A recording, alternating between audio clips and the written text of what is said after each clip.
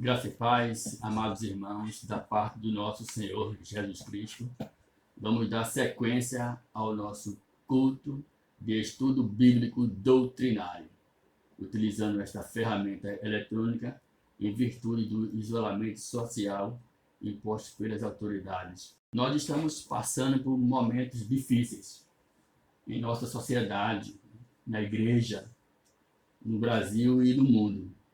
É preciso ter perseverança, é preciso ter cautela nas tomadas de decisões e, acima de tudo, esperança e fé em nosso Senhor Jesus Cristo.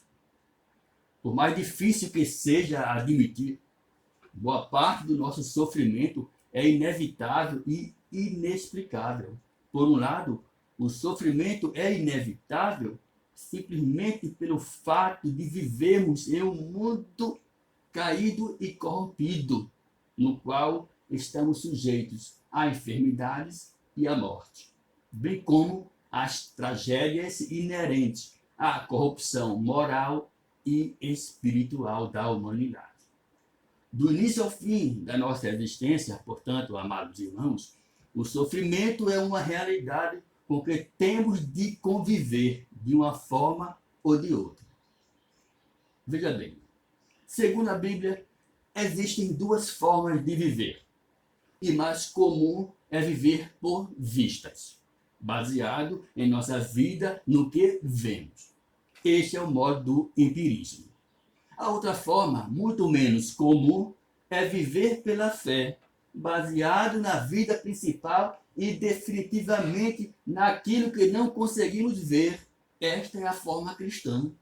Nós, cristãos, nunca vimos Deus, na verdade, nem Jesus, céu, Espírito Santo, Satanás. Nunca vimos quaisquer das pessoas relatadas na Bíblia Sagrada, os profetas, os discípulos. Contudo, vemos os resultados. Nunca vimos quaisquer das verdadeiras virtudes que Deus ordena ou quaisquer das graças que oferece. Mesmo assim, estamos convencidos de todas essas coisas pela fé. Pregar Jesus Cristo, testemunhar, ter uma fé verdadeira, salvadora, é uma responsabilidade tremenda de todos os cristãos.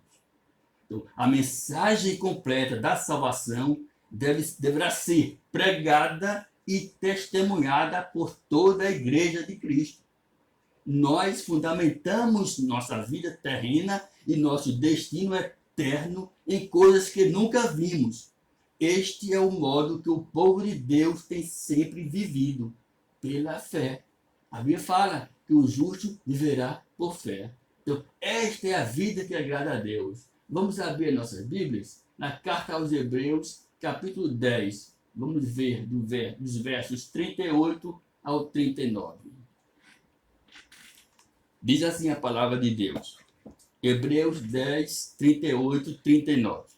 Todavia, o meu justo viverá pela fé, e, se retroceder, nele não se compraz a minha alma.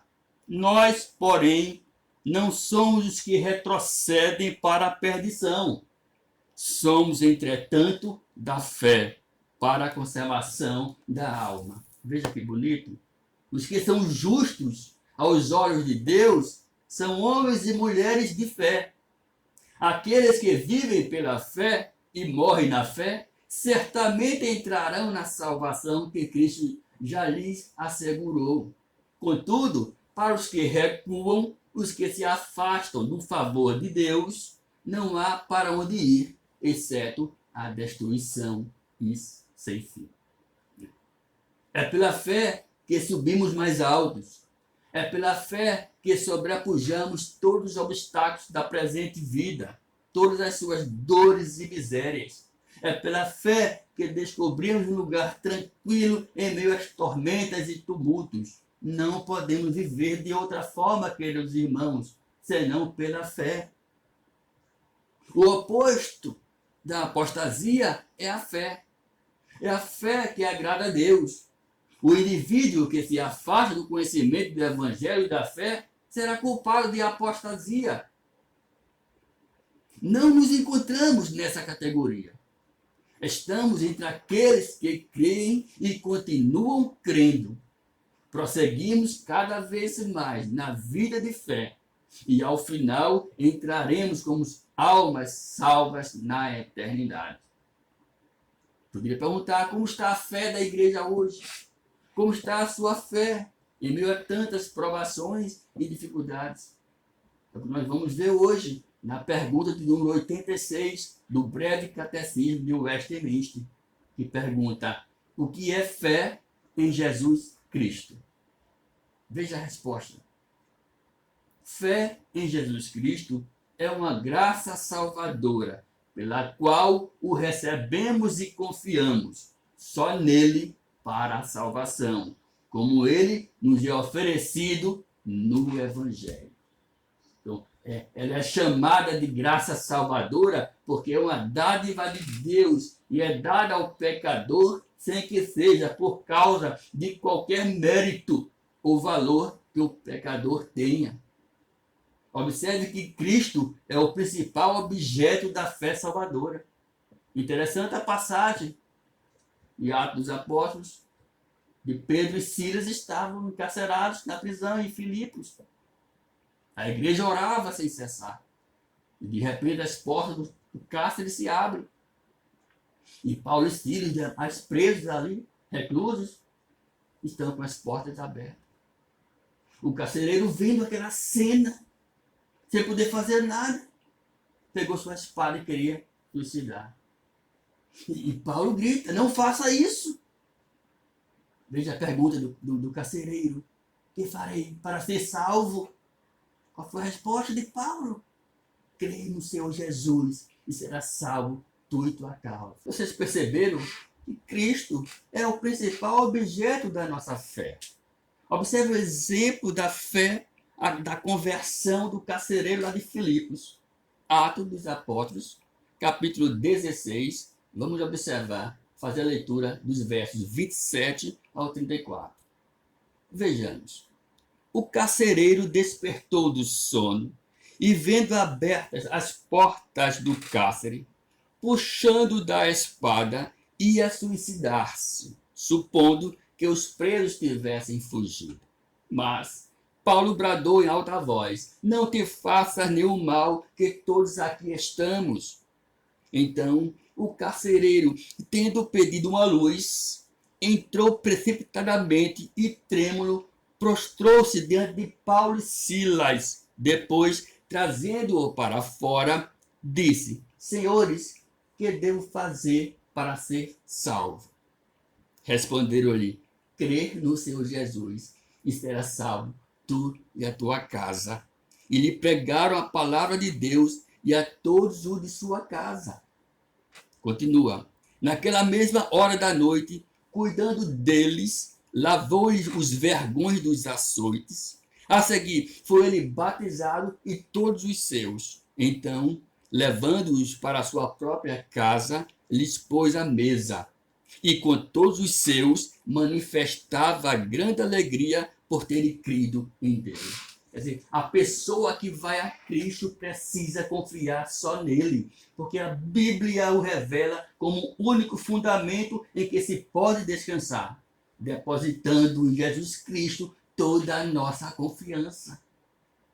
É preciso crer.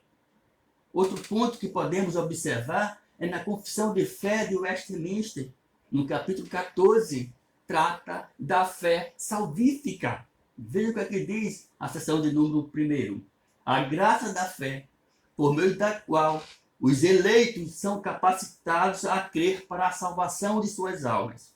É obra do Espírito de Cristo em seus corações e é ordinariamente operada pelo ministério da palavra, também por meio da qual e pela administração dos sacramentos e da oração, ela se desenvolve e se fortalece. A fé salvífica é salvífica porque é operada em nossos corações pelo Espírito Santo.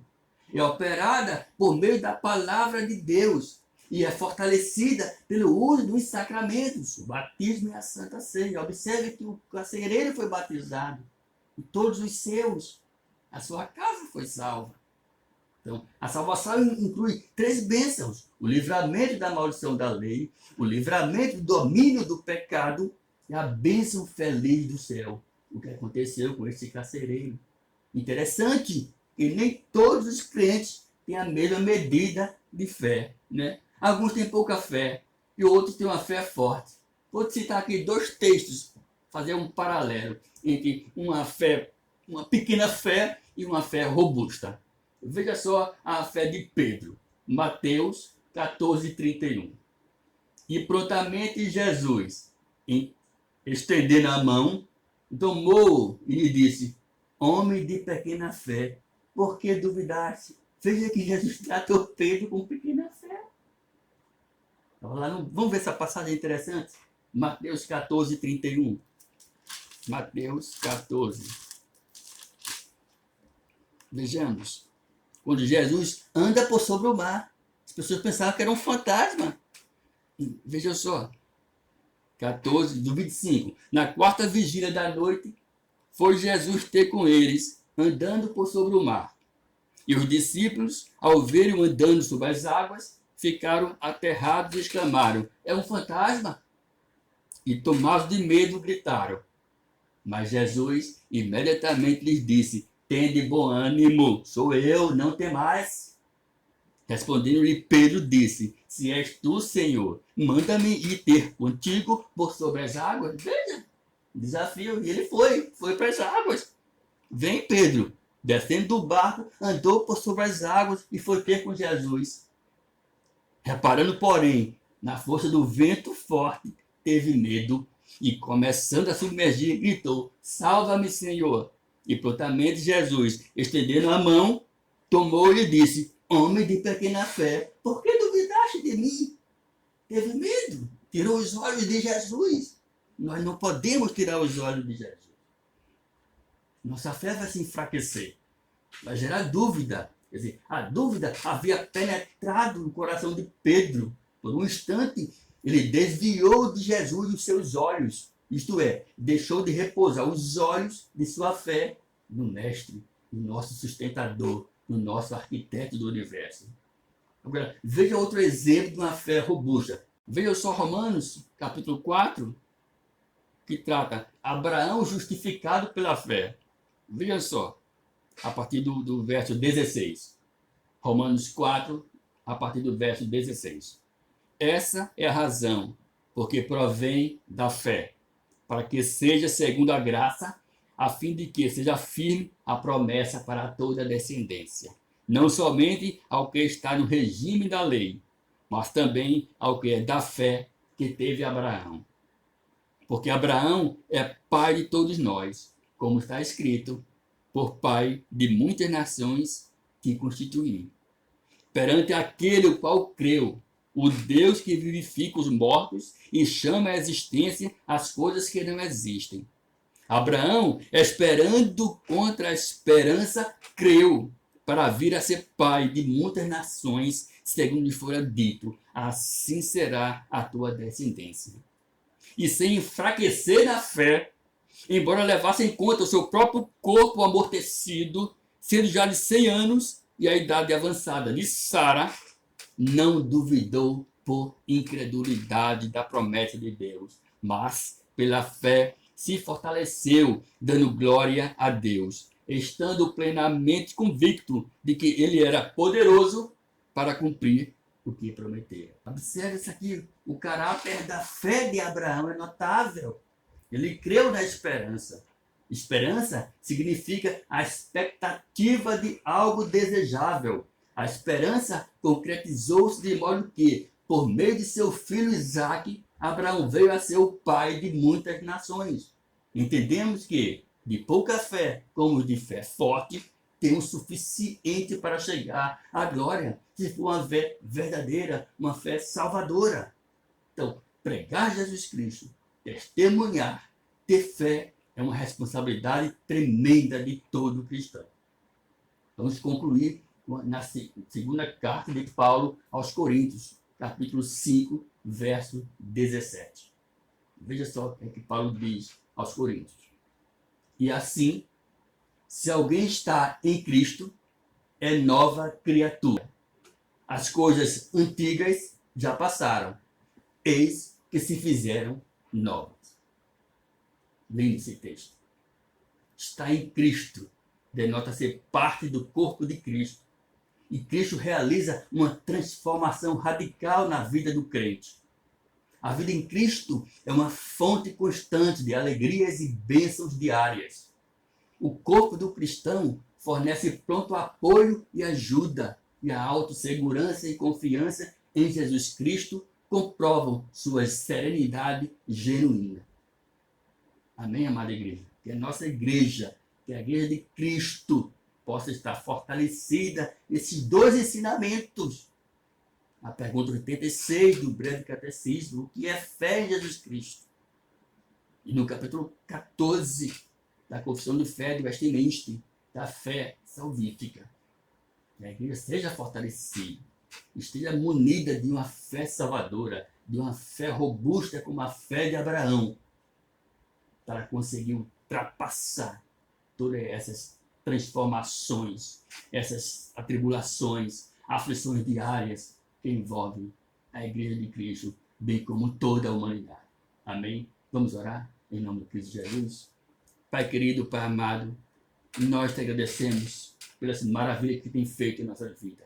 Ilumina nossa mente, nos concede saúde, nos concede força, disposição, que queremos continuar te servindo, te adorando em espírito e em verdade. Tem misericórdia de nós, tem misericórdia do nosso Brasil, tem misericórdia do mundo. Abençoa as autoridades, meu Pai. Abençoa a tua igreja. Em nome do Pai, do Filho e do Espírito Santo. Amém. O Senhor nos proteja. Amém.